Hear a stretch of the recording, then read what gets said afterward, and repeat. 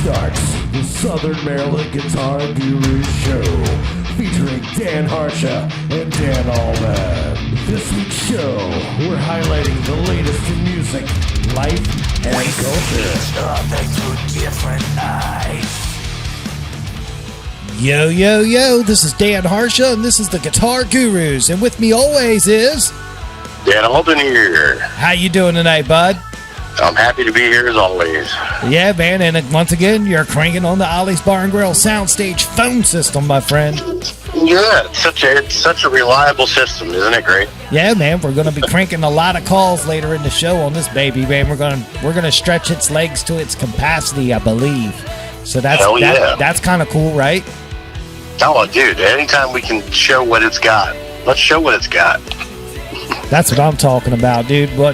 What's really cool is this big shout out to how we've been doing the show lately, man. We've been having the group calls from bands on and getting their insight on how they're dealing with everything, and I just want to think that's really cool, and that deserves a shout out right there, man, right? Absolutely. The fact that everybody's just coming together and still putting the time in to be positive and everything, that is definitely a big shout out from us to you guys. Right, so shout out to all the bands that are coming on during this time, talking to us, pulling back the curtain, and giving us some different look at things on the other side of the business, Yeah, we've gotten some great information the last few weeks. Yes, we have. Oh, man. So, dude, man, I'm thirsty, man. You thirsty? I could probably handle one. All right. 12. I'm going to crack one, then I'll let you crack one. What do you think? Well, yeah, you might as well go first. All right, I'm going to pop this Ollie. Ah, there you go. You got it? I heard it. That's right, dude, and I'm drinking it. All right. While you're doing that, you're doing this. The mobile pop. We're all set. We got the fuel to send this rocket right into space. That's right, dude. Shout out to Ollie's Bar and Grill for supplying all the Ollies, man. Even though it's been a while since they have it, we're still promoting them. We love them. Of course, absolutely. Yeah. And we will continue to do so. Right, man. Gotta wait for this thing to open back up, man. Yeah, there's some places that are gonna be they're gonna get crushed. Right. When they get open. That's great. I mean, I hope everyone can make it through this. But yeah, definitely that, man. They're always gonna have a place with us. That's right, man. That's right. So, dude, it's episode 70 tonight. The Corona Files continue. But before we get involved in that, shout out to last week's guests, Phil and Michael Parsons and Chris Dean, for coming on, talking about their new single, Love Hate Town. The song's awesome. I got it on my phone. I've been jamming it all week. But big shout out to those guys, man. Yeah, they are still working hard no matter what.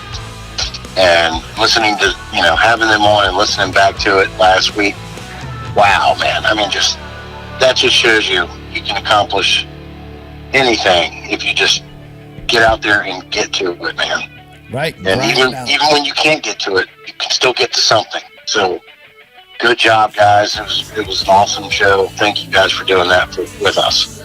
Yeah, they definitely pulled back the curtain and just talked about what it was to be in the band right now.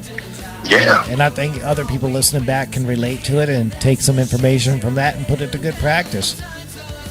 Yeah, you in this situation with the way things have been lately, we're starting to hear some road stories. We're starting to hear other stories, and I'm really digging that part. Yeah. That's the part that a lot of people don't realize. It's not just showing up to the place and setting up and playing. There's a lot of other stuff that goes into it, and there's a lot of other adventures on the side that, in bands, a lot of, that's a sacred thing. You don't really, that's your time with your guys. But to hear some of these stories, it is an absolute pleasure to see people just open up a little bit. Yeah, it was real cool, and you got to thank them for it, They don't have. You guys don't have to do that, but we appreciate when you do. All right. So that was the legendary episode 69, The Gurus After Dark. So say la vie to that already. So it's episode 70. We'll just say Corona Files continued for now, unless something hits us during the show. But dude, we got a bit of schedule change tonight, which I think is going to be kind of awesome. I'll be posting it tomorrow on social media, so everybody will see it on Wednesday, so they'll have a day to prepare for the Thursday premiere. But Higgy tonight, Southern Maryland Chronicle, David Higgins for Higgy on the Beat. Higgy can't make it tonight because he's not feeling well. He's got an allergy attack happening right now, so he's all Benadrylled up. That stuff puts you in another world. So he's unfortunately not going to be able to make it. But as an awesome consolation prize, we have a special guest coming up just in a moment. Just after I get done laying out the show, we're going to fire up the Ollie's Bar and Grill soundstage phone system. And we're going to welcome back past guru guest David Cornwell to the show. And as everybody has known in the past couple weeks, David Cornwell actually had COVID-19. And he's going to tell us about his experience with this virus firsthand, so we can kind of understand why everything's the way it is right now. How about that, Mr. Albin? Yeah, that is very gracious of him to come on here and talk about his experience and what he's gone through, sharing it with everyone. And we're glad he's on the upswing, and we cannot wait to hear what he's got to say about it. Right. So shout out to David Cornwell. He heard us on our show when we did our special shout out for him after we saw the video, and it's been a couple weeks, and he reached out and he's like, I'm ready to tell my story. And we're like, yeah, man, let's do it, man. Let's do it. Because I'm curious. I have questions. So I'm, and I think this is the right avenue. He's ready to talk about it, Absolutely. If we would have totally went into journalistic mode, jerk mode, and pressured him to come on, we probably wouldn't have got the same interview. So I'm glad it's happening like this. This is real cool. Yeah. This is a much better situation. Cool. So we're going to talk to him, do that, and then we'll get Sean Kirkpatrick on for Sean in 60 seconds. I didn't call him on pre-call, so I hope he still picks up when we call. So that'll be kind of that'll be kind of dangerous. He will. I know he will. And let's see if he can keep it cleaner than last week. Yeah, man. That's a joke. So we'll do the Sean in 60 seconds. It'll be cool, Sean Kirkpatrick. Then we'll take a break, and then we're going to come back, and then, we're going to have none other than the Sam Grove band members, Gene Quade, Mike Stacey, and Alex Seller on the show tonight. How about that? That is going to be a great time, guys. That is going to be so awesome. Right, and like I said earlier, dude, we're stretching the legs of the Ollie's Bar and Grill soundstage phone system tonight. I think the max callers we can have is 5. And me being one, and you're on the other line, so that's 2, and then 3 of those guys. So we'll have 5 guys on the call, man. Dude, that's going to be insane. We're about to become the world's most dangerous podcast. We're going to give it a shot. We're going to try, man. We're going to see if the technology works, man. If not, Alex will have to watch on the sidelines. Oh, sorry, man. But we'll see what happens. Everybody says that the soundstage phone system can do 5 calls, so we're going to find out, dude. It's going to be cool. Yep, this is the test. All right, man. Well, dude, that's episode 70 tonight. What do you think? Man, I'm ready, buddy. You know I'm ready. Cool, dude. Well, what do you think, man? Let's see if we can get Mr. Cornwell on the phone and hear his story. Can't wait. All right, dude. Well, I'm going to put you on hold and we'll get him cranking. I'm going to do the intro. Here it is. Damn it. All right, here we go, guys. We're going to get David Cornwell on the Ollie's Bar and Grill soundstage phone system to talk about his story of COVID-19, because he did put out a video a couple weeks ago saying that he had it, and he's in it. Hello. Hey, David, it's Dan from Guitar Gurus. You want to go on the air? Hey, buddy, sure. All right, cool. Let me get Mr. Albin back on here with us. I'm going to merge the calls. Stand by. All right, David, you there, buddy? I'm here. All right, Mr. Albin, you there? Yes, I am. Hey, what's up, guys? Let's do this. It's the Guitar Gurus. We're running a pro operation now. We have a pro operation, sir. Yes, indeed. Nice. Well, we would like to welcome Dave Cornwell from the God's Hate, Texas, right here on the show tonight. How are you this evening? A lot better than I was a couple weeks ago, that's for sure. Wow, man. And we're glad to hear that you're better. Yes, sir. Yeah. Yeah, man. I'm gonna step aside and I'm gonna let Harsha go for, he's gonna run this thing a little bit. Very good. All right, so David, I saw your video on social media a couple weeks ago letting everybody know that you had the virus and that you were on the mend. Mm-hmm. And my first instinct was like, I gotta message him. I gotta get the story. And then I was like, hold up.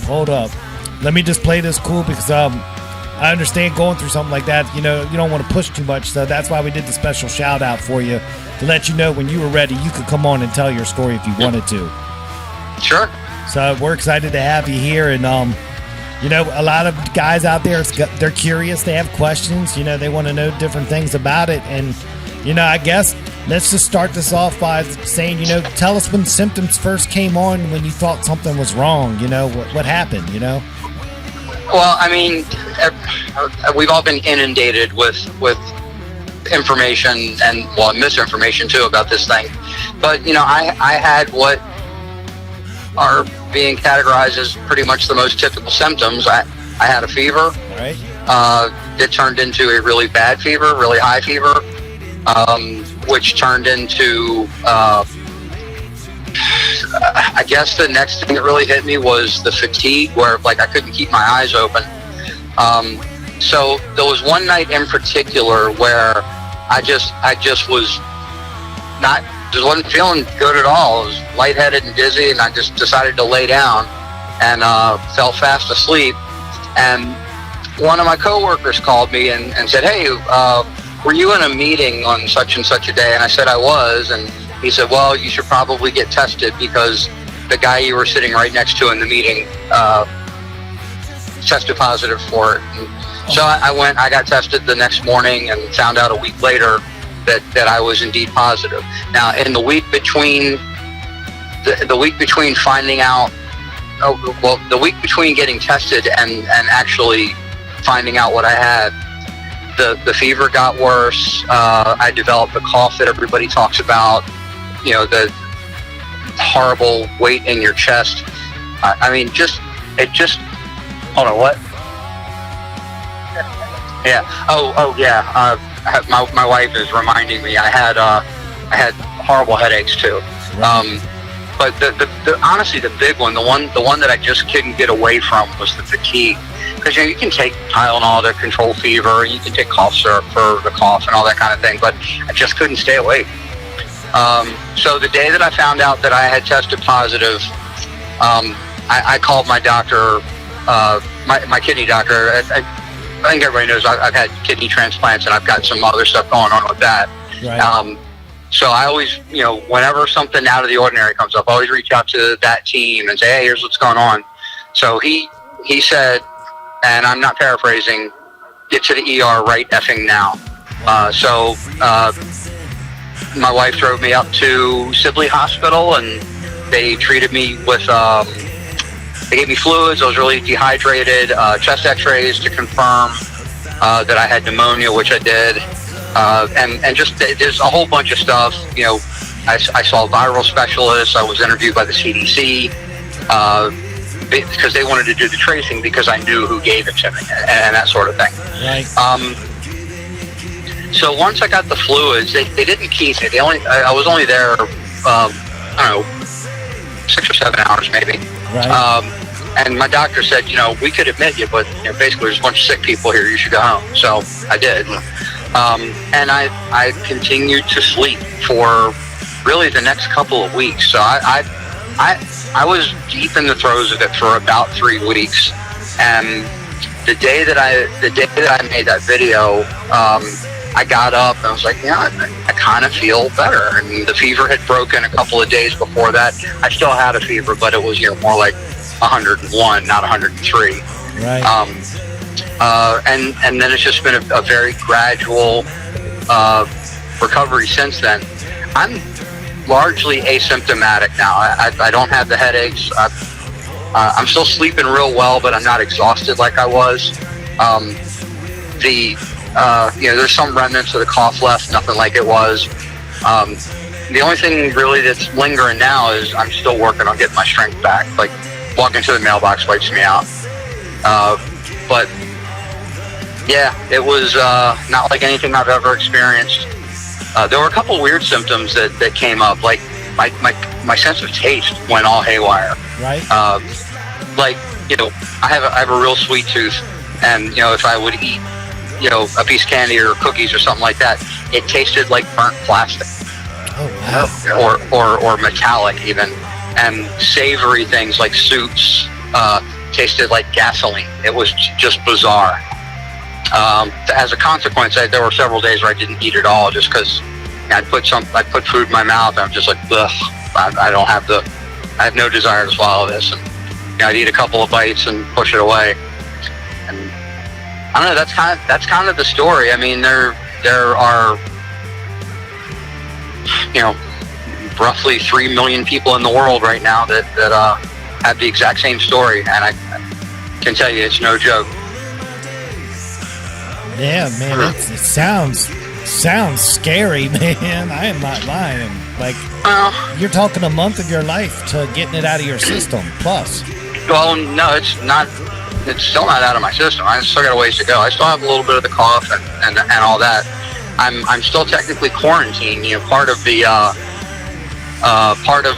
thing with me being immunosuppressed, because from the kidney transplant, it's taking me longer to completely eradicate the virus from my body.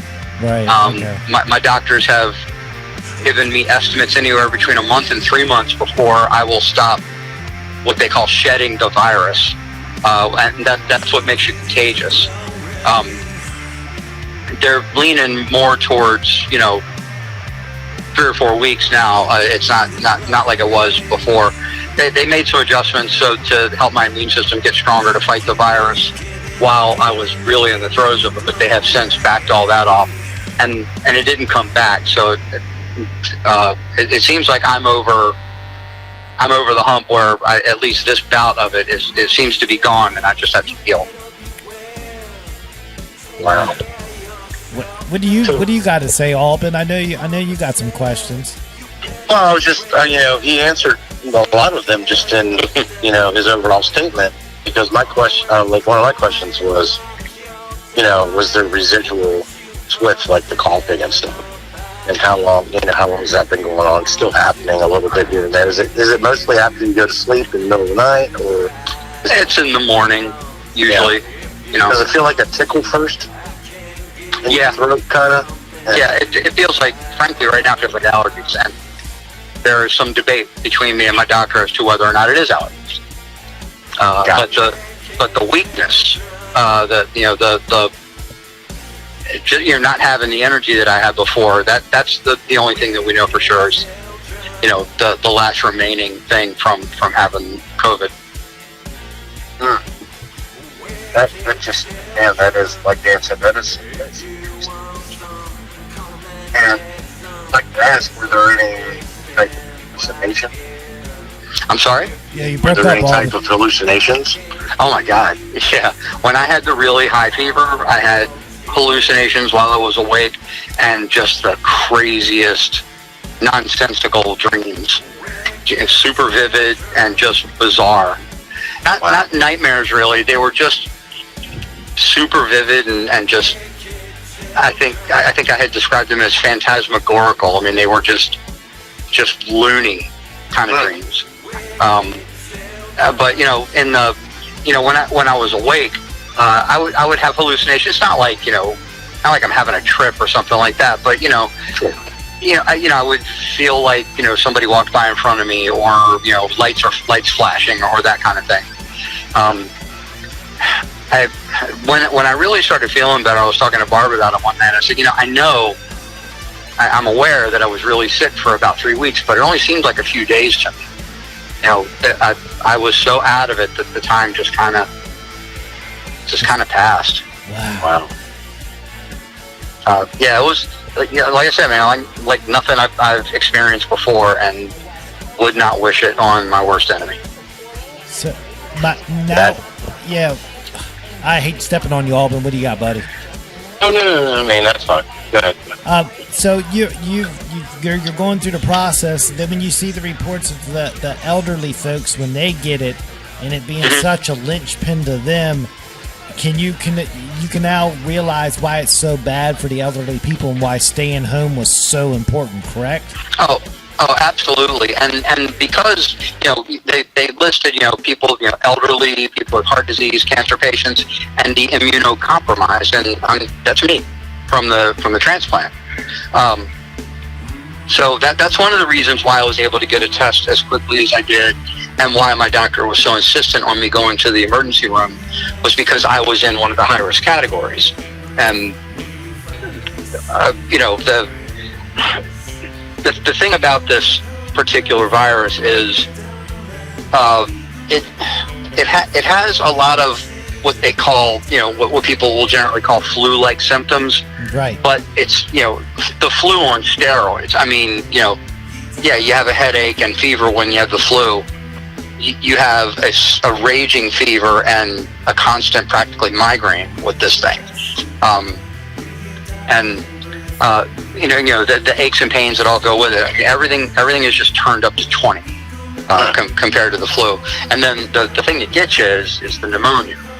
And that's why they're so concerned about the elderly and immunocompromised people, because with viral pneumonia, you can't really treat it. It's not like bacterial pneumonia where you can throw antibiotics at it and it'll clear it up.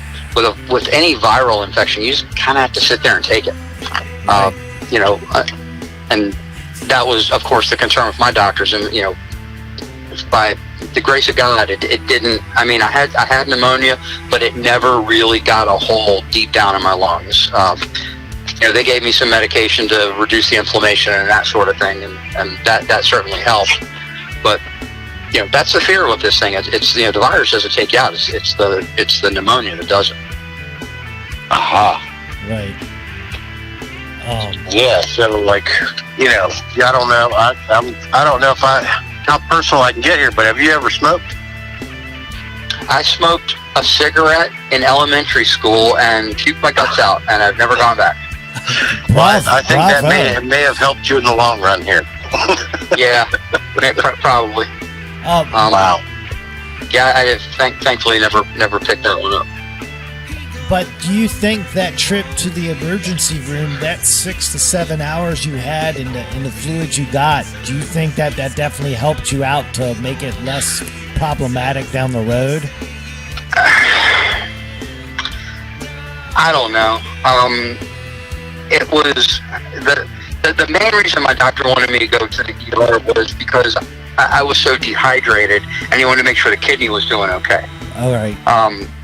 But like I say, as far as the virus goes, maybe getting the fluids gave me a little extra strength for a couple of days, but that was more to kind of make sure the kidney was okay, and it let my doctor make some adjustments to my transplant medication so that my immune system could get a little bit stronger and fight the virus. With transplant patients, you take medication to keep your body's natural defenses from attacking the kidney, because it's unfamiliar DNA, and it's always trying to attack that kind of stuff. So we sort of back that off to let my body fight the virus. Gotcha. And we're gradually reintroducing it now. I gotcha. Let's shift gears to where you got the virus from.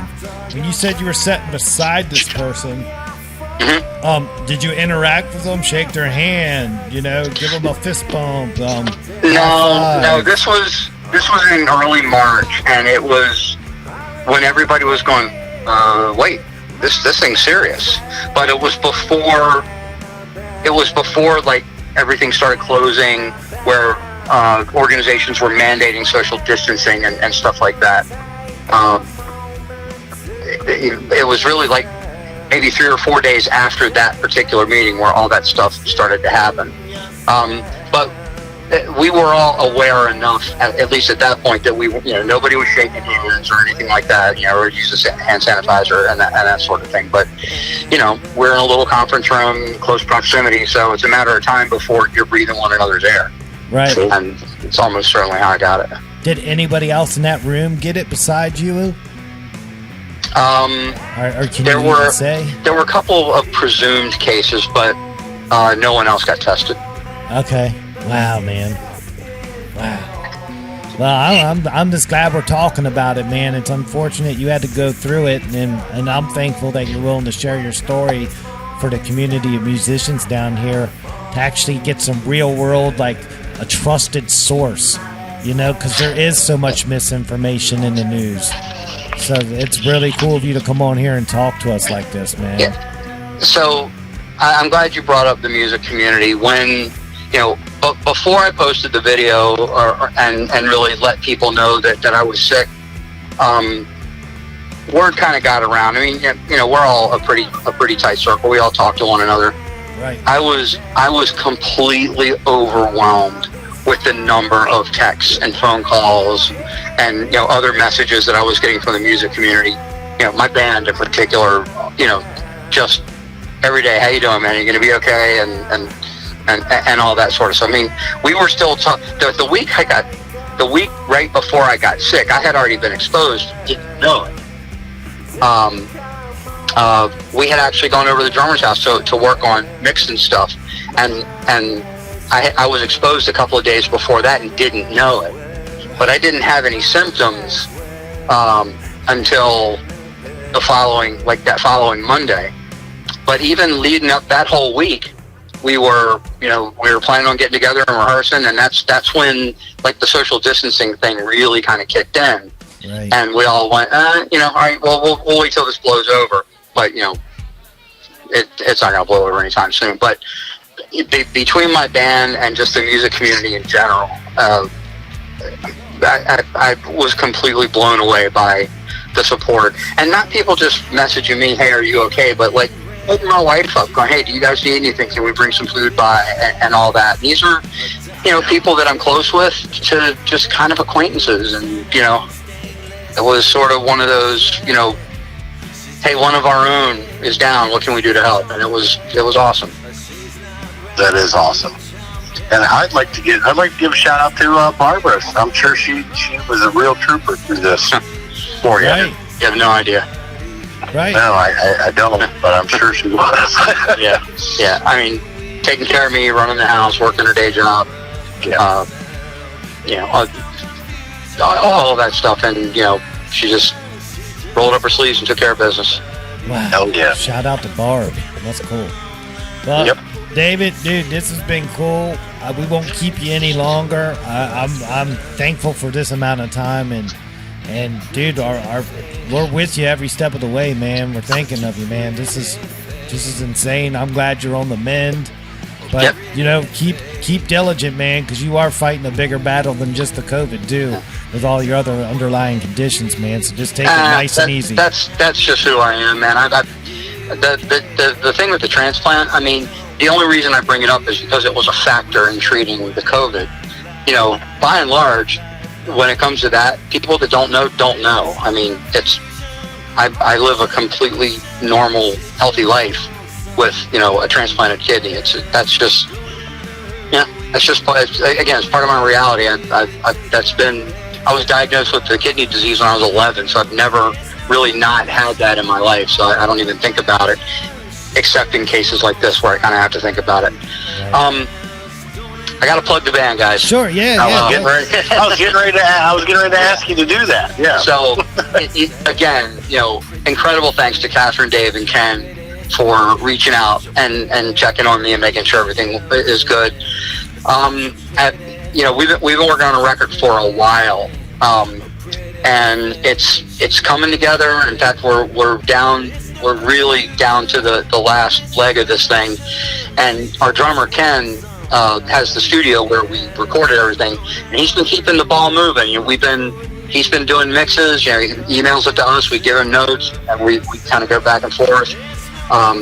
We do, you know, FaceTime chats and talk about, you know, hey, you know, turn this up, turn that down. You know, hey, I want to fix my guitar solo, that kind of stuff. But we've got all but like 3 or 4 songs left to mix, and we're starting to talk about the release schedule now. We're talking about doing a phased release where we do like maybe a song a week on all the normal outlets. But I'm super proud of the record. I'm super proud of the performance everybody put into it. The songs are strong, and I'm really glad people are going to be able to hear this thing soon. I can't wait myself. I'm so excited for it. Anybody can follow our Facebook page, The God's Hate Texas, and the updates will be showing up there very, very soon. Awesome, man. Well, dude, this is cool. I'm digging. I'm ready for the album. So if you want us to play it, we'll play it, man. As long as we can, we'd have no problem doing that. We're loving the original music here. We got a lot of it. Dig it. Was it like 18 songs on this thing or 19 songs on this thing? We recorded that many. There's a couple of them that we may not release, at least not right now. But I think there will be a minimum of 16. Nice. Yeah, that's what I'm talking about. We call that a double. We're super excited for you guys with that. Yeah, can't wait to hear it all. Cool. Well, David Cornwell from the Guitar Gurus, we thank you again for your time, man. This was really cool. We'll keep an eye on you, and as soon as you guys are ready to release that stuff, we'll have the band on as a big group call, and we'll talk the album the whole show, man. Awesome. That sounds fantastic. Yeah, I would love to do that, guys. Man. All right, David. Well, dude, take it easy, man, and we're wishing you well, brother. All right, congratulations on the show. It's really turning into something cool. Thanks, man. Thank you, brother. Appreciate it.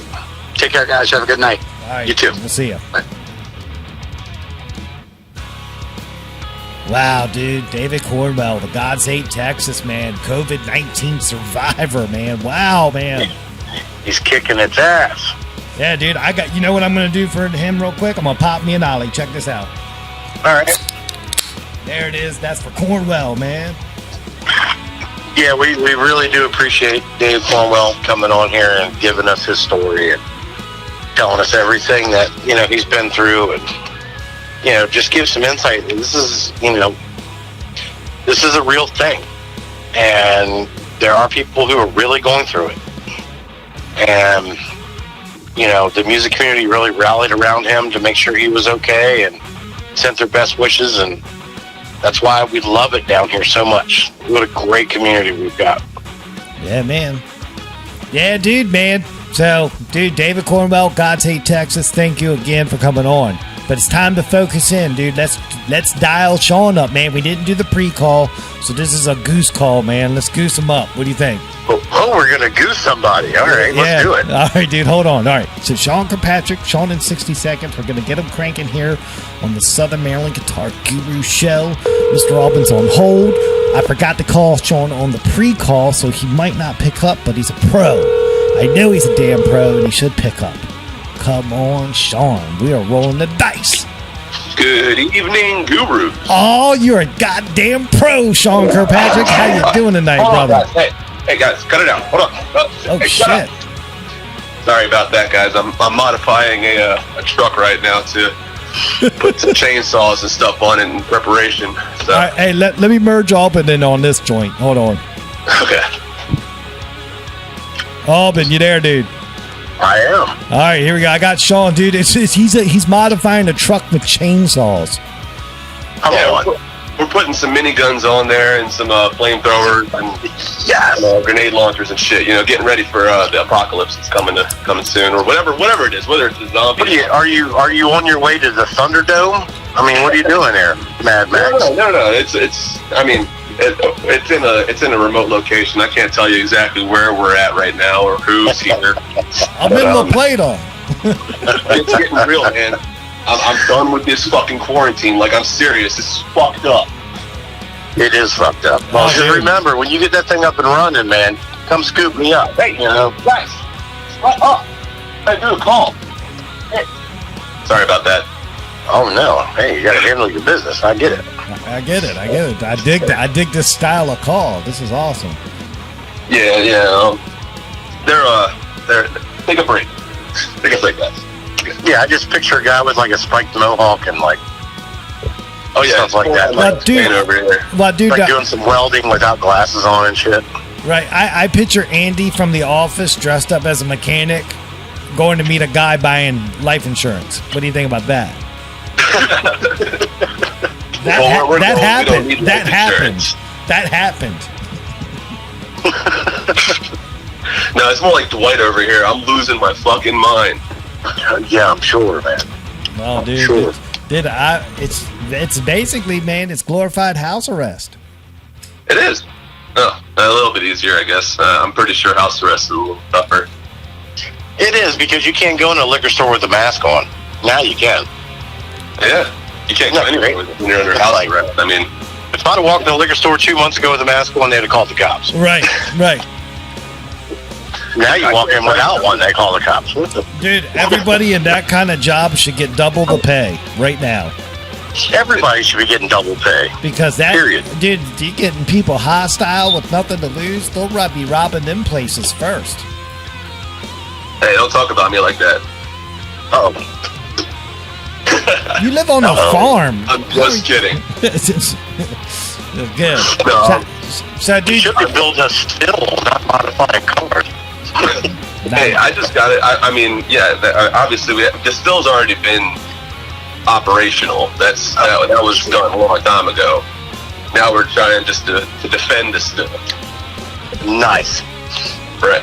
you're building up your guys, right? Leveling up. Exactly. I'm setting up my team fortress. Yeah. Dig it, dude. So what else is going on, man? I wish I could say that I was counting down the days till my next gig, man. I've been using this time so much, like I don't know what to do. I need to play a show. I need to do something. So I've been programming songs, like I've been programming light shows to songs that we haven't even like learned yet. Just doing something, you know. I got the lights set up and I'm doing all sorts of maintenance and shit like that. And You're being proactive. Yeah, that's Yeah, good. I mean, That's good. And I like that. whenever this stops, whatever show we have is going to be better than what we ended with. You know what I'm saying? There you go. That's pretty much all that I can do at this point. I mean, I want to do streams, but apparently you have to have like certain permissions in order to do streams with the full band. And not only that, but I've told a couple people this, but Tara, her boyfriend Carrick, is a immunocompromised individual because he got over cancer a couple years ago. Right. So we haven't like had, like, she hasn't had any physical contact at all with, or like anybody in her house. Like they haven't even seen their family. Wow. Let alone, you know, could be able to show up at Aaron's house and work with us, you know. But we do as much as we can over Skype, and a lot of the stuff that we're doing is behind the scenes work anyway, like production stuff and you know, reorganizing the set list and setting up transition stuff. Okay. Yeah. But it's such a weird time. I never thought that we would be in this situation in my entire life, you know. No one ever did. It's completely unimaginable. Yeah, we're definitely in the history books, man. My sister's actually giving a violin lesson right now. I can hear her. Oh, sweet. Over Skype. Over Skype. Yeah. Yeah, I feel worse for all the full-time musicians who had already made it. Like, at first I was kind of wallowing in my own misery because I started off this year like, yeah, I'm going to be a full-time musician finally. I've been working so hard for this. Right. But I still had ties with my part-time job or full-time job that turned into part-time.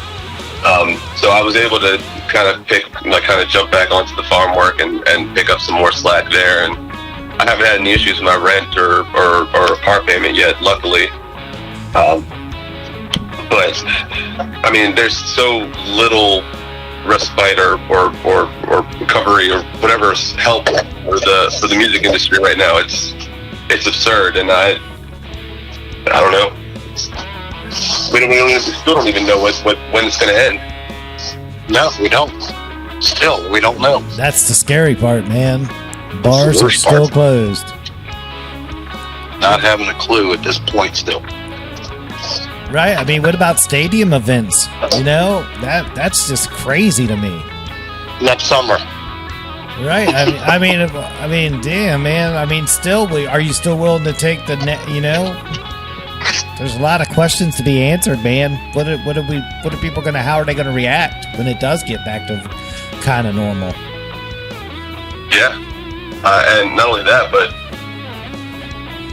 obviously the stadiums are going to be the last things to open up. Bars being the second to last, and nightclubs and stuff like that being, you know, those are going to be the last things to open up. It's going to be a gradual thing. Some people are estimating 2021 before any of these fucking venues open back up. There won't be any venues left if that's the case. Exactly. No, I'm saying, even when they do open up, are people going to be fucking standing with 6-foot bubbles on the dance floor? Like, are we actually gonna move into a future where people are afraid to come in contact with each other and they don't want to dance anymore? Like, dancing is like the oldest thing that humans had. Dancing and music. Like, right. We knew music before we knew words. I really hope that's not the way it's going to go. I really, really hope it's not the case.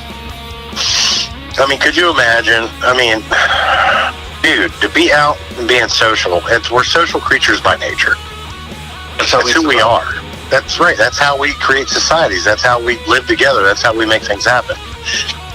I cannot, and I will not accept the fact that we're not going to be able to be social on the level that we're used to anymore at some point. I feel sorry for the random guy that needs a hookup because he ain't getting that. You know, like, how are you supposed to meet people? I don't know. I need to stop before I get mad. Right.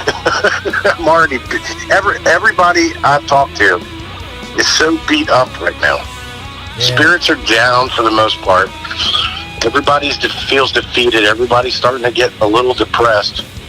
We're trying our best to do the right thing and be positive. But, I mean, it's going to run out of time before we just say, fuck it. Right. Start putting chainsaws on your trucks like I'm doing. It's really, there it is. It works for your positivity. I feel better now already. I mean, all we did was put a fucking little hitch on the front that can like split people in half. But, oh, nice. Damn. It's Negan approved. Just kidding. This is just a joke. Okay. Well, we see the pictures in a few days. Right. Jeez.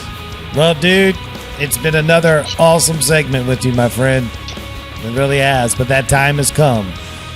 Oh, man. A dreadful time. Right. Well, we have to I know you love talking to us and all, you know. Yeah, man. You're more than welcome to call us anytime. Yeah, I know. I'm terrible about that. You should hear about what my mom says. She thinks I hate her sometimes. I'm like, I don't hate you. I suck at communicating. Not on this show, friend. Not on this show. Not on this show. Well, that's cool, dude. Well, dude, we'll holla at you next week, all right? All right, guys. All right, dude. Be good, brother. From the Gurus, we'll say peace. All right. There he goes, man. Sean Kirkpatrick. Sean in 60 seconds. Another fantastic segment. Going all Mad Max over there and whatnot. It's a show, dude. Dude, we're up on it, man. You want to take a break, and then we'll come back and get the guys from Sam Grow on, man, and have a cool one. Yeah. All right. I'm ready, buddy.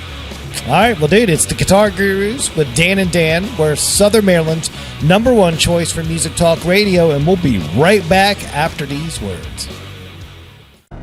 Yo, yo, yo, Albin, let's talk construction. All right, Mr. Harsher, what's up? Our good friends at Allied Renovations can offer the best value when it comes to replacing your home's exterior, whether it be your roof or facade. Did you know that? How does he do it? Streamlined operations. Jesse and his team have been part of the roofing community since 2015. Did you know that? Really? Yeah, Jesse has some of the deepest roots in our community. Did you know that? Why does that matter? Because you don't have to worry about the here today, gone tomorrow contractor schemes that are out there. Well, you know he's going to be around. That's some great stability. Yes, it is. So if and when the time comes, your home needs help with its roof or facade, please don't forget to contact Jesse Wickline at Allied Renovations.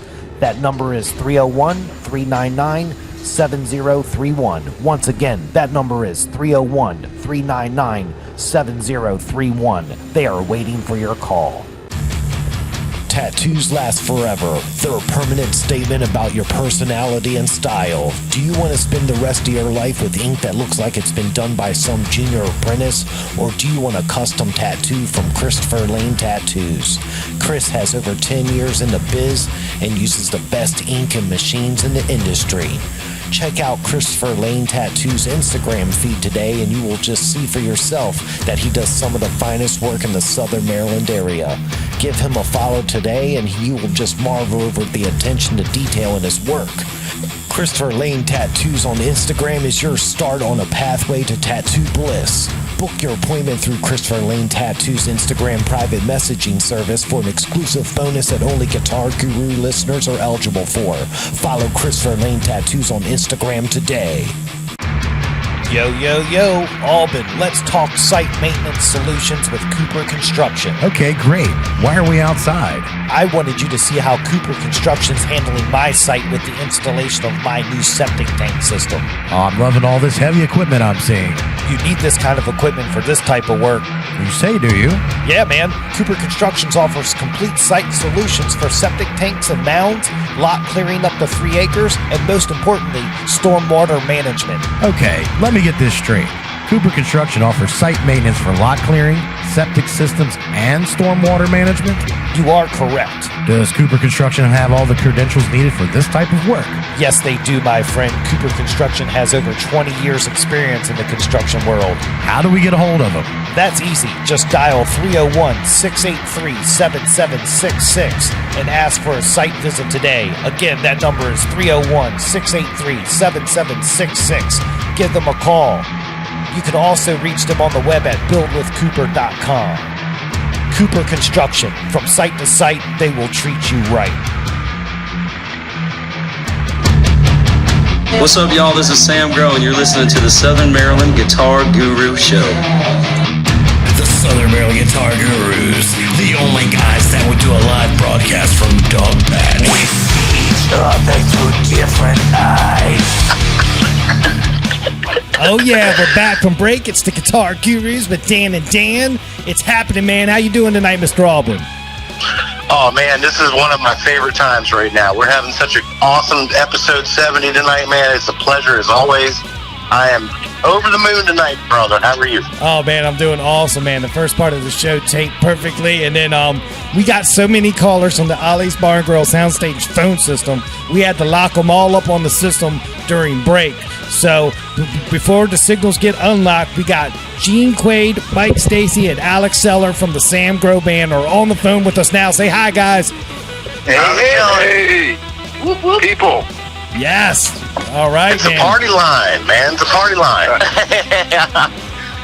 I think this is the most we've ever had at one. Well, Yeah. no, it's tied for second, but this is a lot of folks on this call.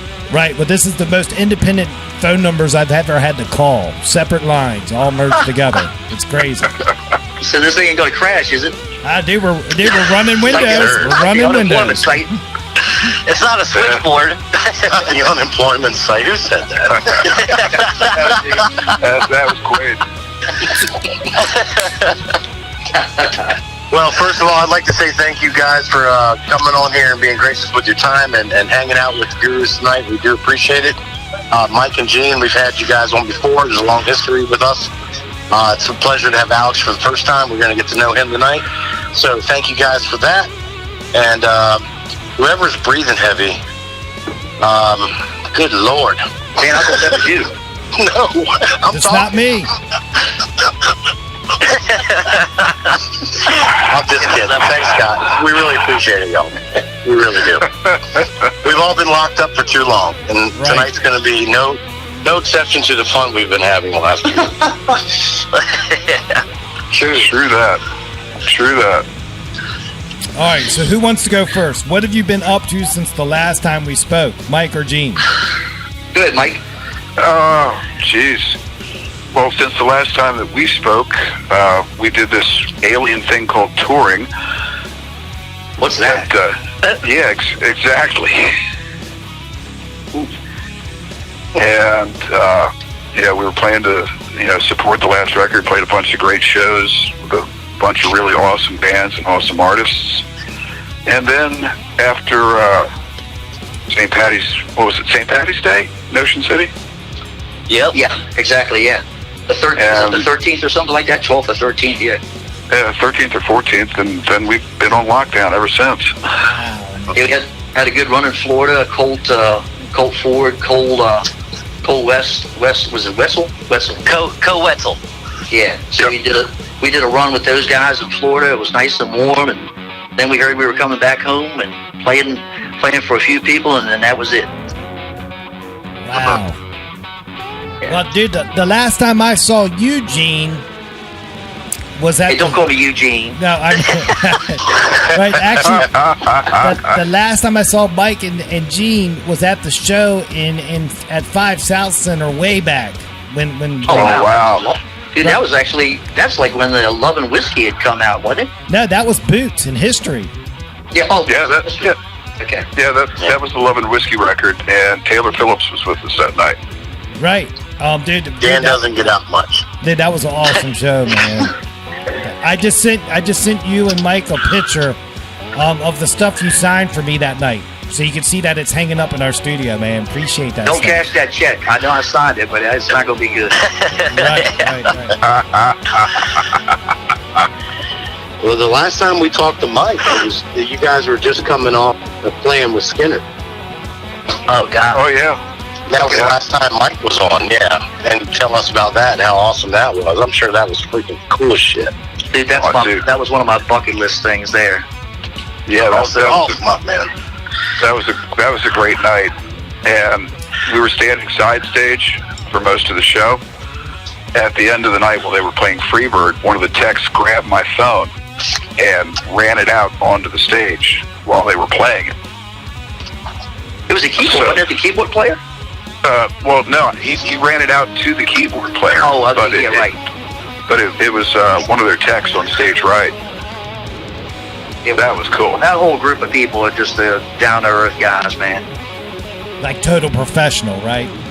Man, well, even more than that. I mean, it's professional, but it's like they are very open and personal. Like Peter Keys, keyboard player that's in that, just amazing. I mean, he just came right up and talked to us, broke the ice. You feel a little like you don't want to approach some of these guys because the start on the level they're on, but they're just open arms, very nice. It is so funny because the guitar player that used to be in Blackfoot,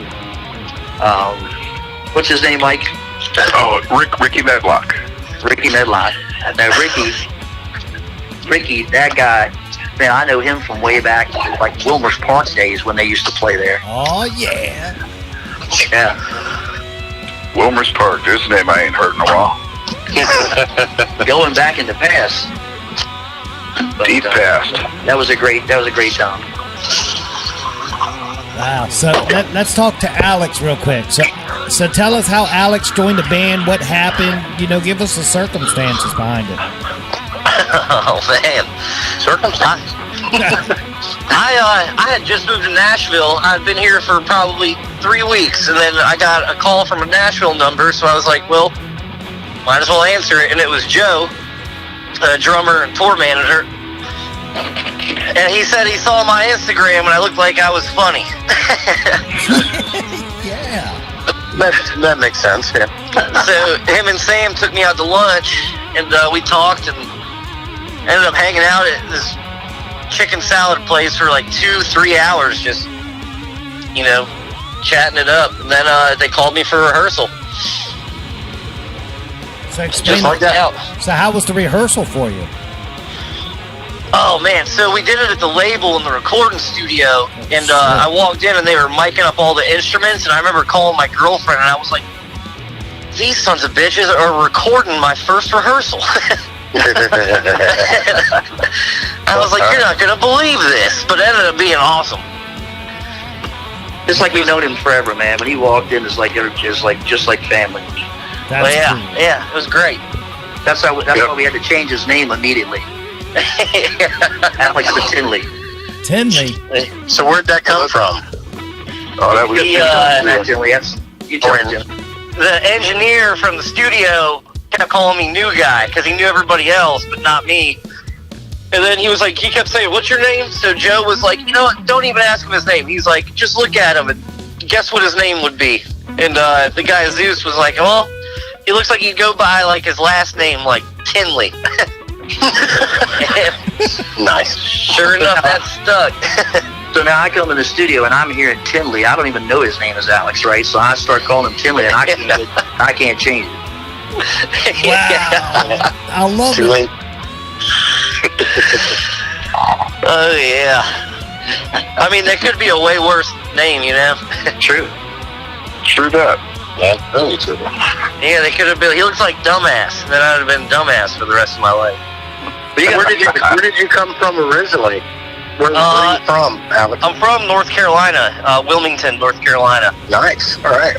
Yeah, and I lived in LA for 10 years.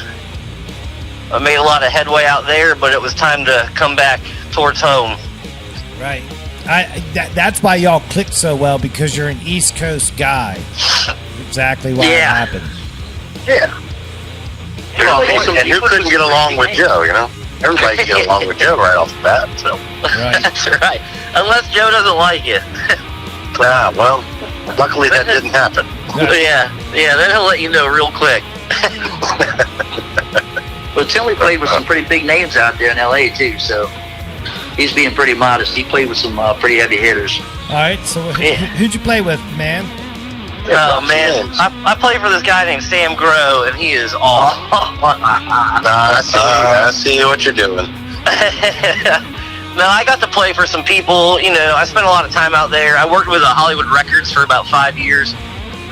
And then came out here just to, it was a shot in the dark coming out here, you know?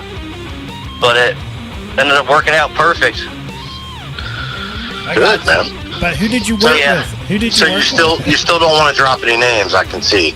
You're very humble, and I appreciate that. But Ariana Grande. we still want to know. Yeah, I was a music director for the American Idiot, the musical. Oh, wow. I got to do... Yeah, I did that for a while. Maddie Poppy, who won American Idol. Yeah. Rumor Willis, who's Bruce Willis's daughter. I played with her for a while. Oh, cool. Wow. Yeah, and then just some other, like Disney Channel names, because Hollywood Records is owned by Disney. All right, yeah. So, yeah, it was... Well, I'm going to hang up, and I'll think of, 4 more people, but... Well, Ariana Grande was one of them, right?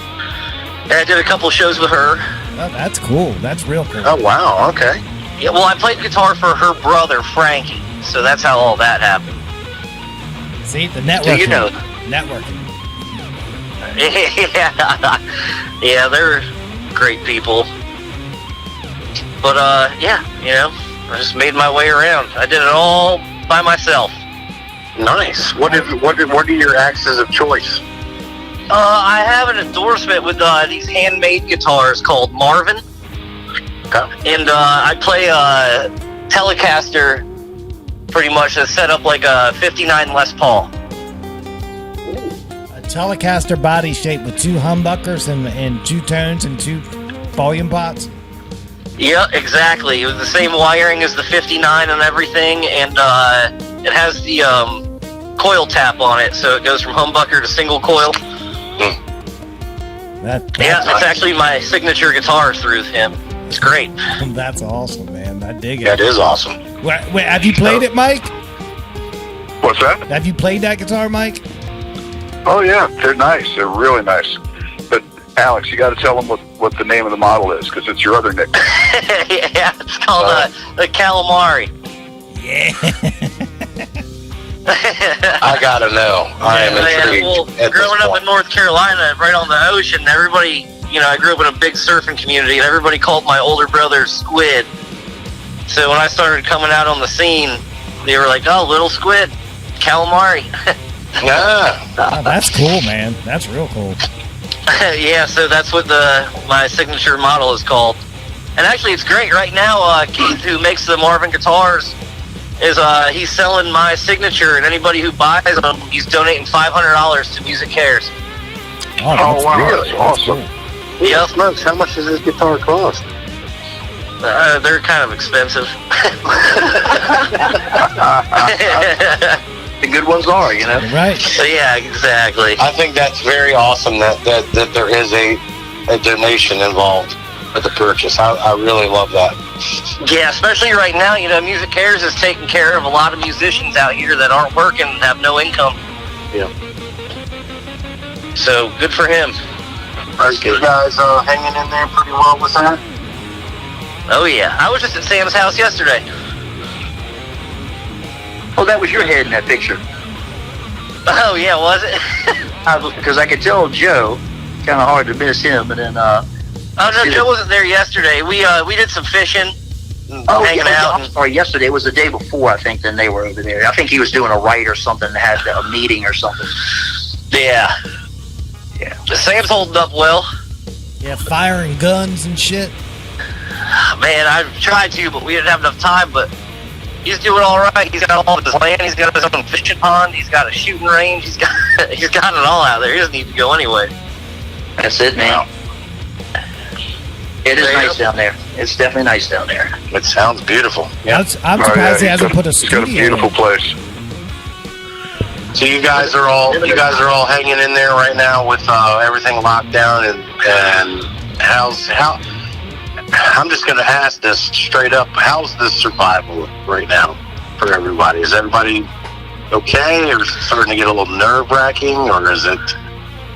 I mean, as far as I'm not one to sit around and do nothing, so I put on a couple pounds. Understood. I've taken into cooking a lot more than I have before. That's where the pounds came from. Oh yeah, man. I bought a Nintendo 64 with GoldenEye, so I just eat what I cooked and play Nintendo. That's too funny you say that. Every time, like, recently, me and Alban have been playing old 8-bit Nintendo. No way. And last night I sent Alban a picture of me playing Tyson's Punch-Out. So it was awesome. Yes. Yeah, right? Wow, that's some old school shit. Yeah, he called me last week before the show. He was like, "Hey man, you ready to start doing the show?" I said, "Yeah, I just finished up my Punch-Out game, so yeah, I'm good to go." I'm sitting in front of it right now. It's not on. It's not on, but I am sitting in front of it. Yeah. So I get it, man. The old games are still better, man. I think. They are. I can't play new video games. They're too involved. Yeah, way too involved. Like Call of Duty, there's no way I could ever get a grasp on that. It takes time, dude. It takes time. I'm terrible at video games. I'm just not a gamer at all.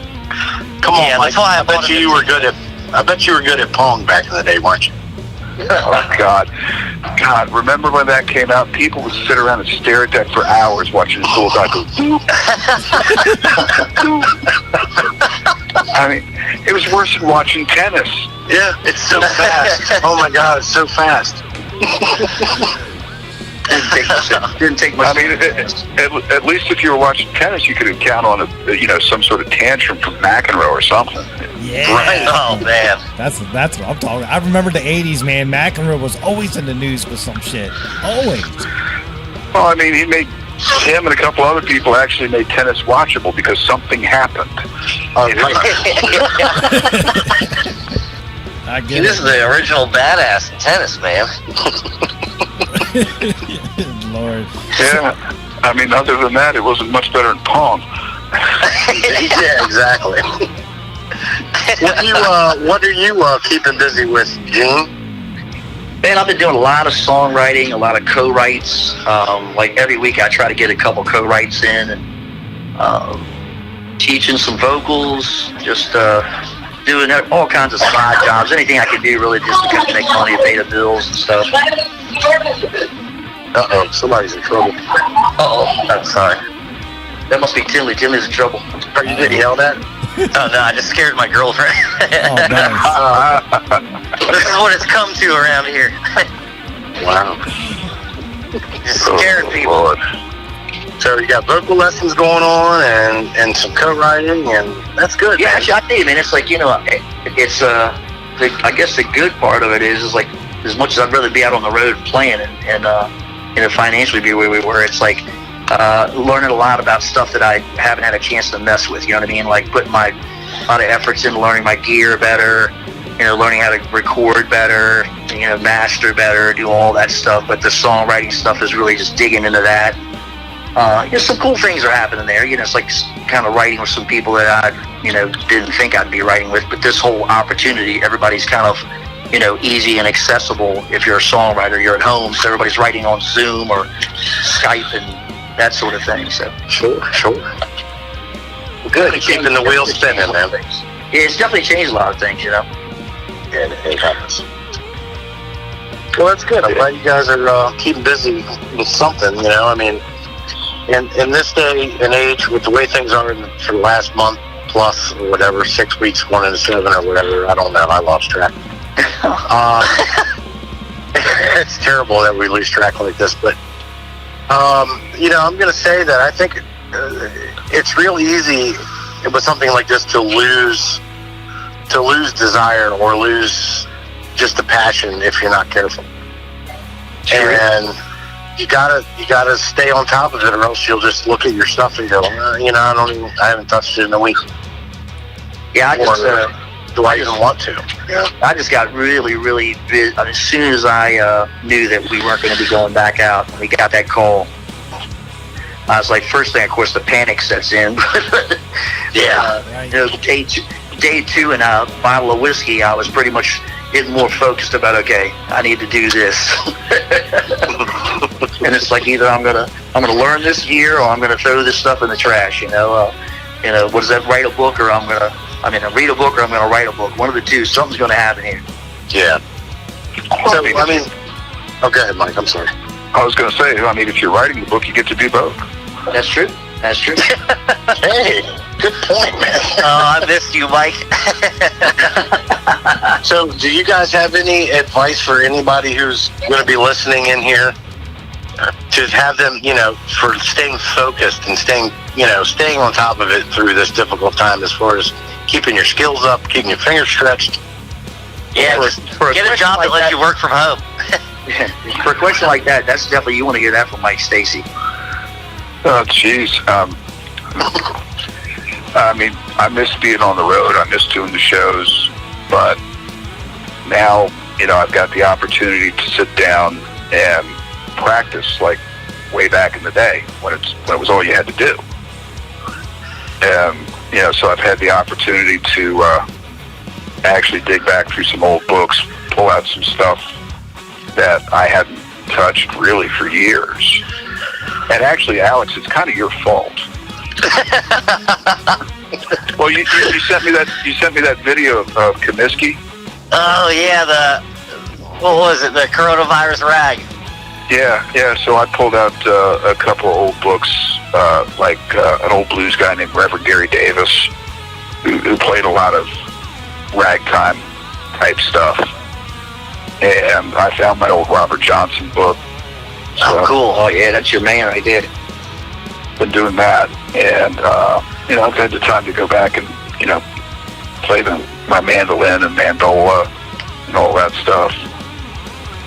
Dude, you need to do a video of you doing some mandolin work. Now, the resonator was awesome, but... oh, you saw that?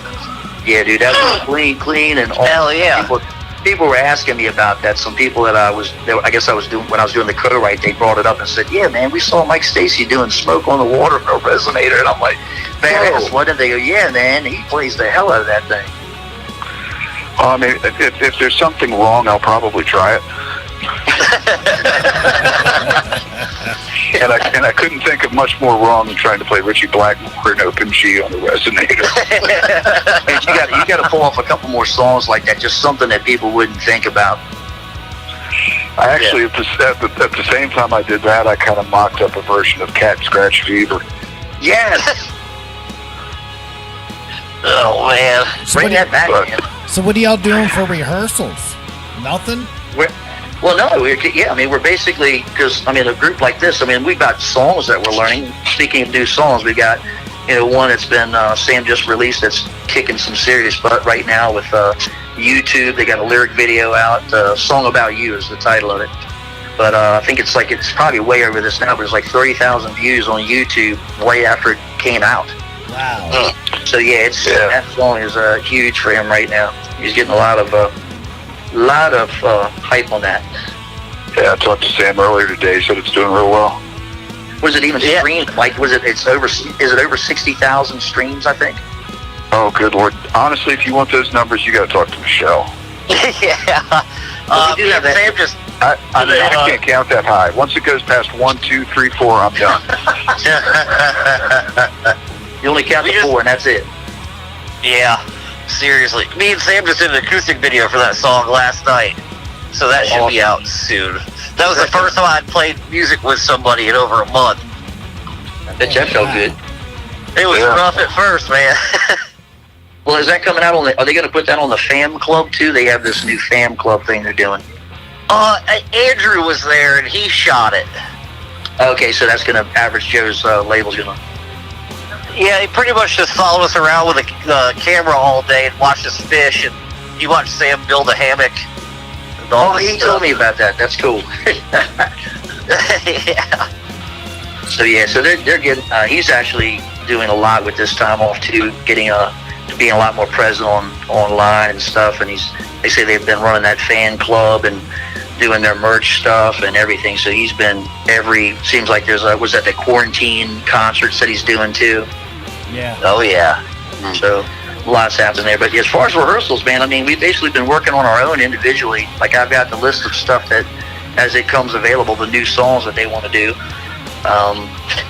And pretty much, I guess we're going to gear up, and at some point when we find out what the hell we're doing, I think we're aiming towards the end of May. Yep, and I'm hoping and praying that happens, so that's... Yeah, buddy. I mean, as long as it's safe.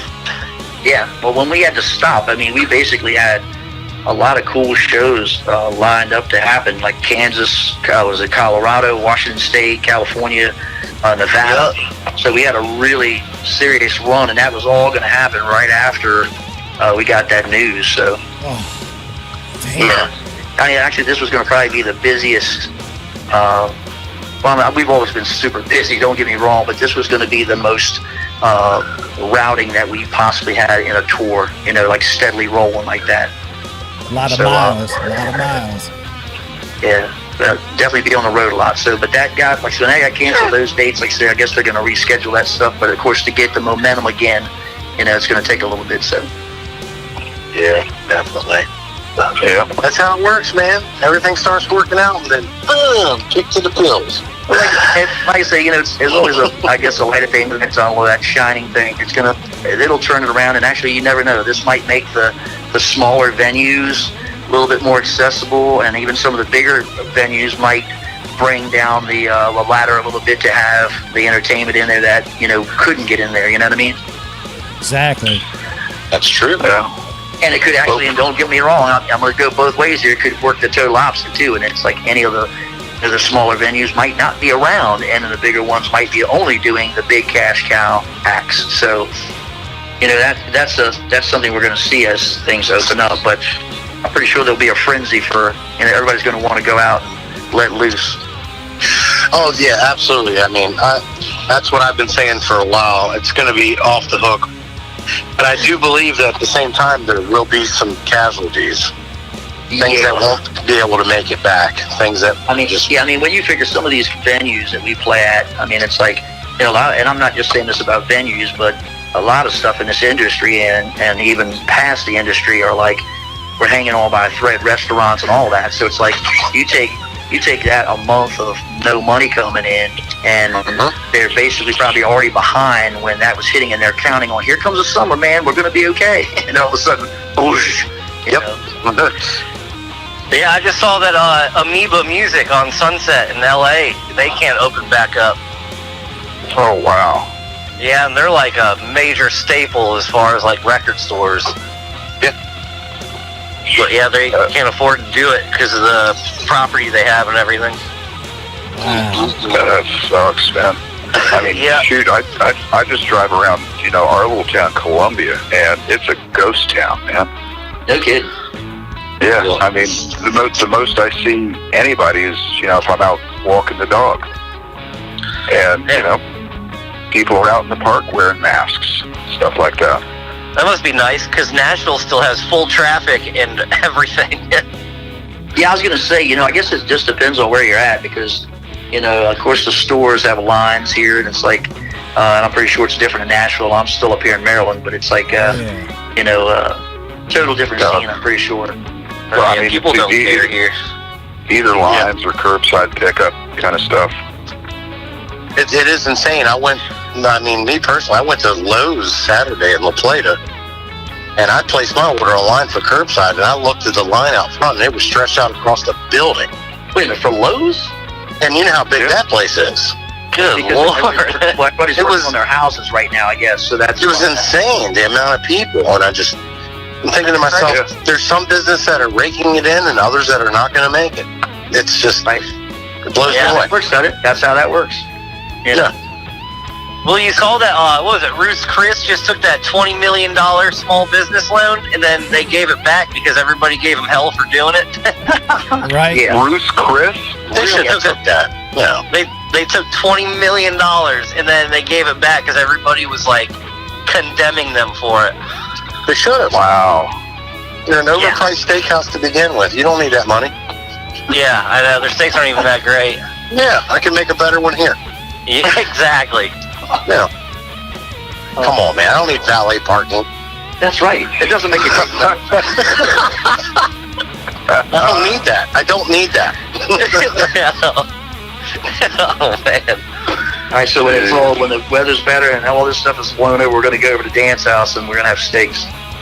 And you're more than welcome, all of you. Next time you guys are all in Maryland, you come on down here to La Plata, I'll hook you up. Damn right. Sweet. Sounds awesome. I'm there, That's like a plan. Hopefully we can still play that town hall there. Oh, in La Plata, they're talking about, yeah? Yeah, honestly, I think that's probably canceled for the year, but Oh, yeah. I really like that event. What else can you do around here to bring your family for free and enjoy yourselves for 3 hours? Yeah, that was a good time.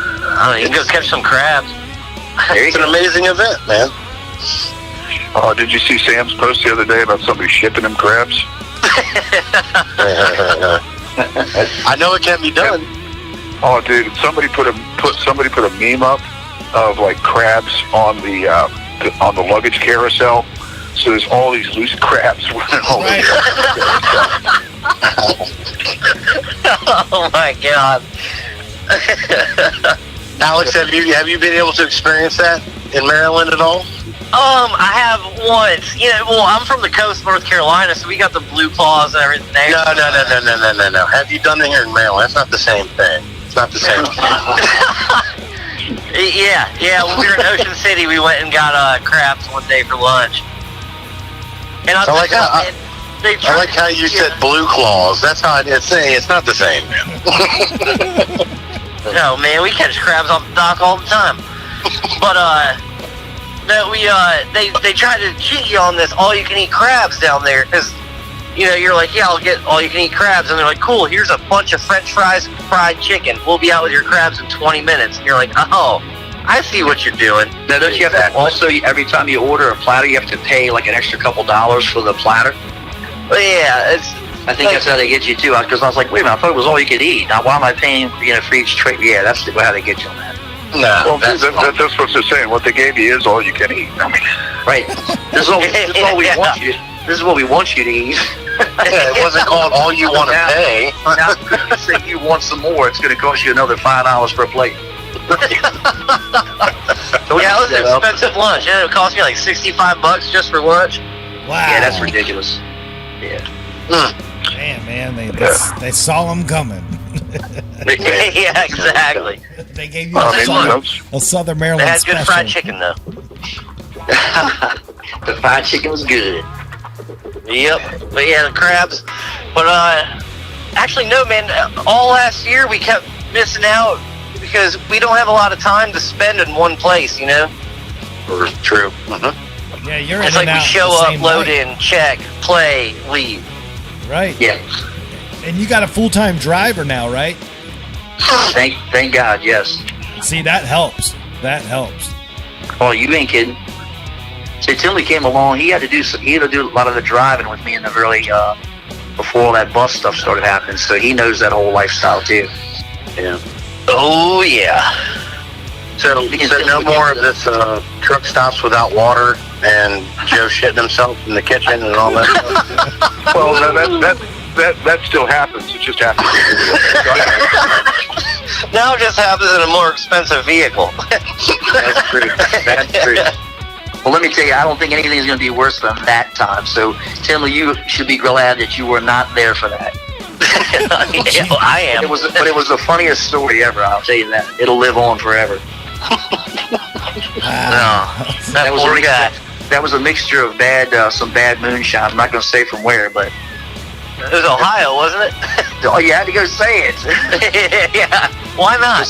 Somebody gave us some, and it was like, as soon as I took a taste of it, it didn't taste, like it burned my tongue, and I was like, I don't think I want to drink any more of this. So everybody took a hit of it, and I don't know how much Joe had, but the next morning it did not agree with him at all. I'm glad I passed on that one. Man. Yeah, I'll tell you what, I don't touch that moonshine people give us usually. Yeah. I don't trust some of that stuff looks really funky. And you have stuff floating in it, and then you go, I made this at home. Exactly, right? I mean, some of it's awesome, but some of it you're just like, yeah, no, not going to do it. Yeah, you can't get your motor started here. Here's something. You know? You got a frozen lock full of this on there. The thing that blew me away, I went to Tennessee like 3 summers ago, and it blew me away. They had like these roadside moonshine tastings. And I was like, oh, this is freaking cool, man. Oh, yeah. Well, there was, I brought a bunch of them home with me. I'm sorry. Oh, that's why the distilleries do whiskey and moonshine. Yeah, so there was, I did like moonshine tastings in Tennessee. I'm like, man, this thing is awesome. Most of your whiskey's coming out of Tennessee, so. There's that guy in Pennsylvania, though. We played the distillery, and he makes like the legal moonshine, but he also has his private stock. And he brought some up on the bus, and it was 170 proof. And he was telling us how to breathe before we try it, because he was like, if you breathe wrong, you're gonna like choke. Oh my God. But yeah, that was some good stuff. Don't light a match. The aerobics drink. That's an aerobics whiskey drinking right there. Right, I mean, dude, if you got a weight train to drink, man, it's do not some working. push-ups and learn how to breathe before you drink. Right, Mr. Miyagi came out and said, Sounds like moonshine yoga. Yeah, exactly. Mike, that's that right there. That's it. That's what we got to go with. Moonshine yoga? Yes. You guys got to figure it out. There it There's is. our new game plan. that's awesome, man. People are gonna beat us to the punch on that one. I'll tell you what, I'll buy both y'all yoga pants if you guys commit to this. Dude, I'll use those in the 90s, buddy. Oh, yeah, dude. Yeah, Team still got them. I ain't scared. Oh, No, all the rubber bands are broken. Those pants, they don't work no more. They're all dry rotted. Oh, man. this is good stuff. Hey, guys, y'all been awesome tonight. We got one last question, but there's 3 of you and 2 answers apiece, so it's going to take some time. So we're going to jump right into it, all right? And this is going to be real fun, real loose, real down to earth. We call this best bullshit, worst bullshit. You answer in any order you like, but you got to answer both. This is a take on our signature show question, but since there's no shows going on, that's why we're doing bullshit. So, what kind of bullshit's everybody got? Yo, I got one. Go ahead. I'll tell you, Chiggy the rapper and these 2 other people came out with a new song, kind of like the Lil Nas X one, and that song is some bullshit. Let me tell you, this real rap stuff going into this country thing is all bullshit. Like, leave it to Colt Ford and Demon Jones and, all them that got it. But, man, I can't stand this other bullshit. Wasn't expecting that answer. What's the rapper's name again? Chiggy. It's called the Woe-Down. Chiggy. Yeah, like the hoedown, but a woe-down. Oh, I know what you're talking about. Yeah. Oh. And hey, guess what? They got a dance too, which is also bullshit.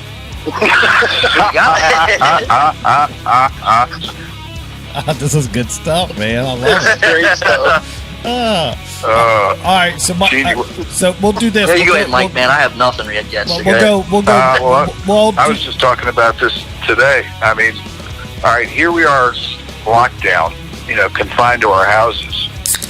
And some of the movie channels are running the same 3 to 6 movies for weeks on end. It's like you incarcerate us, and now you want to drive us fucking batshit crazy. You gotta turn off Lifetime, man. All right, I'll give you that one. There's one channel. There's a couple of them. And there's one that's running like James Bond movies, right? But it's running the same 6 freaking movies constantly. Oh. And it's just like, give me a break. There's 28 movies. Come on, spread it out. It's like Lethal Weapon on the bus. Well, yeah, Lethal Weapon 4. How many times did we see that? Like 30. The only DVDs we have, right? No, it was just on TV. Oh, yeah, every time we turned it on, it was Lethal Weapon 4 with Jet Li. Oh, that's right. Yeah. Oh, dude, this is good stuff. We can donate more to you guys if you need them, just to give you something different. If you have, yeah, man, that'd be nice. We got a DVD player on there. We just don't know how to use it. Wow. That shit. It works when it wants to work. And I got stacks of DVDs, but if that thing ain't working, what's the point? They're frisbees at that point. Yep. Wow. Well, I guess the best, was it best bullshit? You got to do worst Best and and best. worst. You got to do best and worst. So we're on worst right now. Okay, here we go. I got something. So, best bullshit ever is I get to wear a bandana now, and I'm not robbing anybody, and I get to do that. and then the worst bullshit is I never thought that there'd be a shortage on fucking toilet paper. Excuse my language. Oh, yeah. I see what you did. Hey, that's some bull. Hey, screw that. Yeah, that's crazy, Lord. dude. Oh, man. When this all started, people were starting to resell toilet paper and hand sanitizer on Facebook marketplaces for 300% markup. Yep. Yeah. So bad that they had to actually come up with a law that said if we caught you gouging, we're gonna incriminate you. That's when you need some of that Ohio moonshine to clean your hands with. Well, it sounds like it'll clean your insides and your outsides. Yeah, I was going to say that stuff's more like colon blow. That's right. Someone's got to lube the tube, man. Super colon blow. I remember that from SNL. You run out of oil or gasoline, it'll serve the same purpose. Pretty much. Strong stuff. Oh my God. Well, this has been a blast, brothers. Yeah, oh yeah, man. This has been great, man. You guys are nothing but first class. This was cool. Oh man, we're coming up on knowing you guys, but 30 plus years now, man. It's been that long. Watch your mouth. Right. Damn. No. Were you there when I was born? Oh wow. Then there's this guy. Right. Stanley coming in for the kill. That was my best bullshit right there. Yeah, that's a good one. It's been a long ride, man, these years, and I was thinking about it, I was like, man, Gene, you engineered one of my first recordings 25 years ago and recorded it. Yeah, we had that conversation. I tell you what, that's pretty amazing stuff. It's a long road, man, so everybody's still doing it, and it makes me happy to hear everybody still doing it. I mean, that in itself is a miracle, man. So yeah, it really is. We have to be thankful for that. Yep. Yeah, exactly. I get to hang with these younger guys, man, and it just makes me stay younger. Gene holds his own, man. I learned a lot from that guy. Dude, that guy is amazing. I'm gonna tell you that right now. You know, Tinley, I'm gonna tell you, it's great hanging around. Now I'm gonna start blowing some smoke here on Tinley, but you know, he loves to hunt. He loves guns. it's like I actually can live through him because I've gotten so far away from all the stuff that he's still enjoying, and he's actually got me drinking a little more Jameson than what I should be doing. But that's like I said, that'll keep you young too. That's what I've been drinking, Jameson Black Barrel this whole time. You keep them in business. Yeah. I do. I had Bullet till the liquor store ran out of that. Now I got Four Roses. Ooh, Oh, yes. yeah. It's dry in my house. I went through it in the first week. Damn, you drank it out. You drank yourself dry? Two bottles. I had the Four Roses, and I had the Elijah Craig. Dude, I just said, the heck with it. I'm just buying the half gallons now. Yeah, there you go. I just got a bottle of Jefferson Ocean, and I can't wait to open that. Oh, dude, you'll have to tell me how it was. I haven't tried that yet. It probably tastes just like the other Jefferson. Yeah, probably so. Well, that would be great then, so you're good. I love his brand loyalty. Well, hopefully the next time we talk, we'll be back out playing full time, and everybody will be doing well. Yeah, Absolutely. And hopefully the next time we talk, it'll be in person. That would be really cool. You know what? That would be, yes. Agreed. Yeah, that'd be freaking awesome. It will, man. The bus has screens on it, so we're good. I'll stand outside. I don't mind. Yeah, no, I'm just kidding. I don't need to come in. No, I mean, yes, that was just a joke. Hey, listen, I was supposed to put a plug in for something, so I got to do this. Please. An old song that I wrote called "Precious Hearts" is going to be released on it's an app that's coming out, and so the song is going to be released on iTunes and also all media. But basically, the company, it'll be some words out about it here pretty soon. But it's going to be locked in with an app that's coming out. So, that's awesome.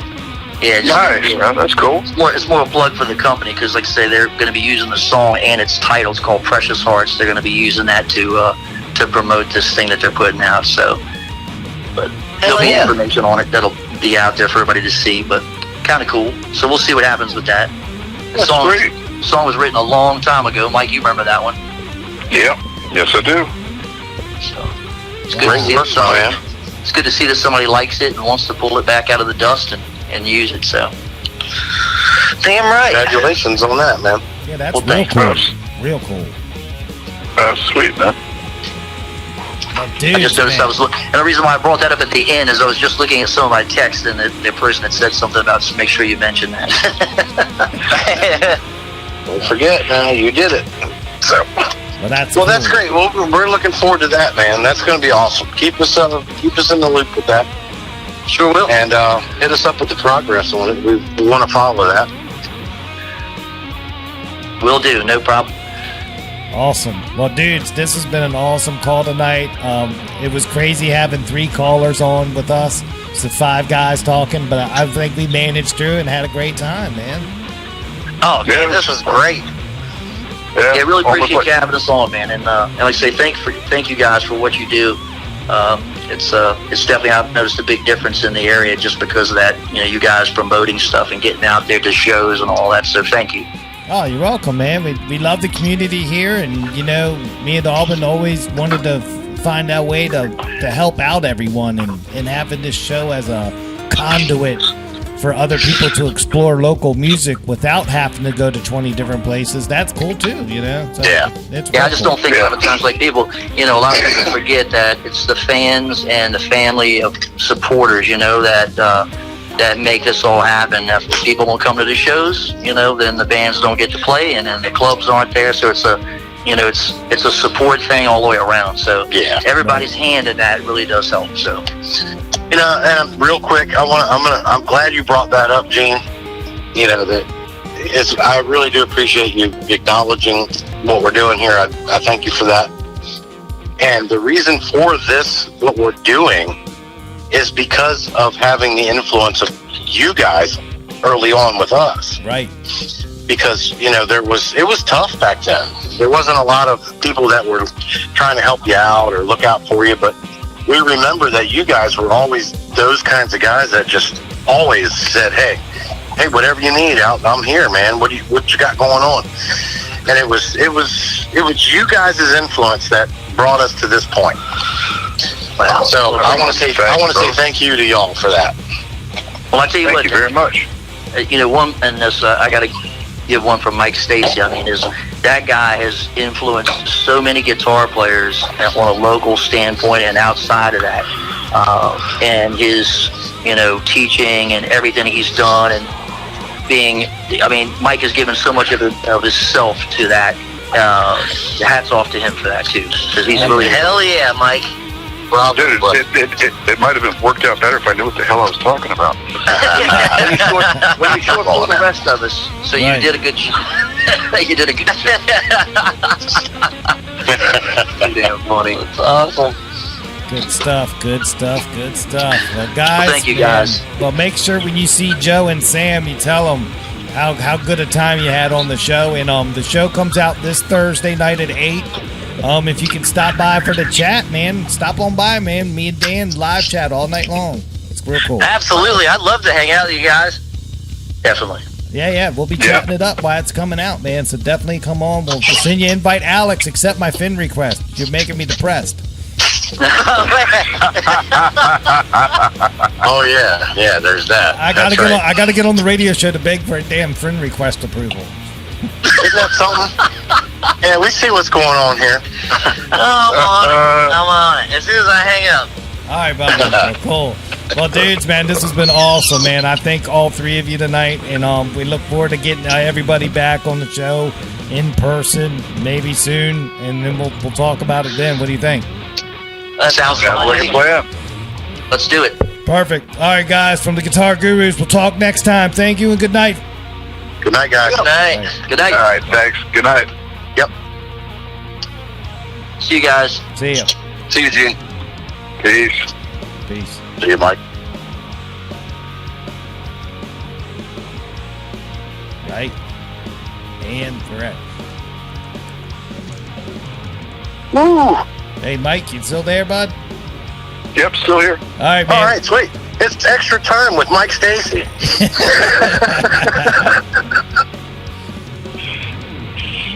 All right, you got to hit the Got a end lot button, or I'll hang up on the open. Mike wants to keep talking. All right, what's up, Mike? I wasn't sure how you guys were going to wind that up, so I will talk to you all later. All right, dude. Take it easy, man. Hey, be good, my man. Yeah, man. All right, y'all be good, be safe, stay healthy. All right, You buddy. too. Peace. All right, All right. peace. All right. Wow, dude. What an insane phone call, man. That was cool. Wasn't that freaking awesome?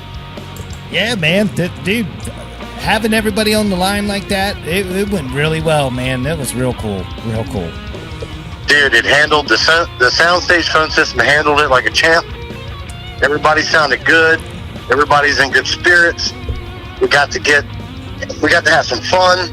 Oh man, this was a great time. Yeah, man, it was cool. Oh man, thanks to Gene, Quade, Mike, Stacey, Alex, aka Tinley, dude, coming on for talking Sam Grow, man, and then all the other stuff that's going on with the band. Bunch of original music. They're chomping at the bit to get back on the road.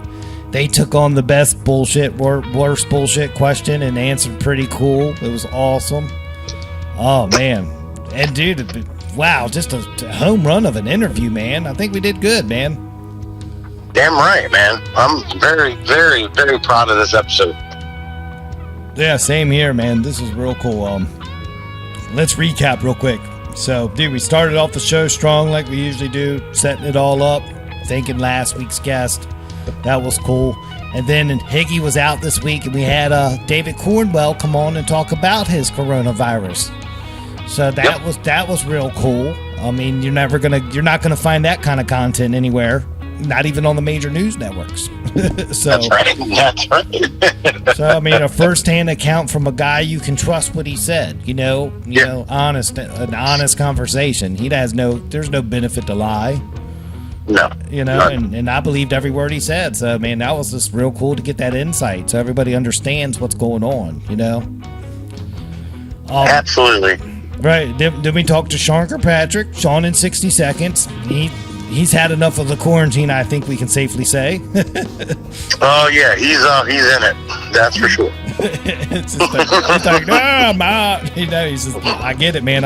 I'm there with him, man. It's insane. It's suppressing, man. Then we took a quick break and came back and got the boys from the Sam Crow Band on, man.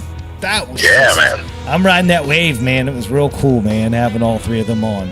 Taking their time out of their night for us, man. That was real cool. That was exceptional. I can't thank them enough for being gracious with the time and coming on and just really just having a good time, man. Yeah, just laid back, you know. Known those guys for a long time. Just met Tinley now. That was cool. I mean, he seems like a guy you just want to hang out with. Just, you know, for our little bit of interaction.